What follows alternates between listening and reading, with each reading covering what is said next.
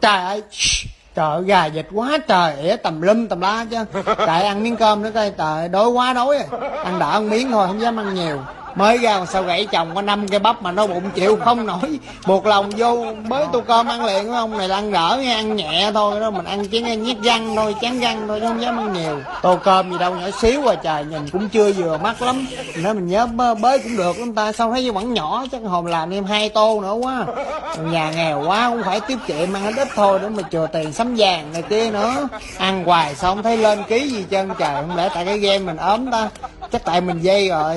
Mới mua tấn gạo đây mày ăn mấy ngày hết trơn rồi trời, ai ăn dữ vậy ta. Công nhận 3 cái ớt mà ăn với cơm một cái đó, trời ơi trời bể tay thiệt.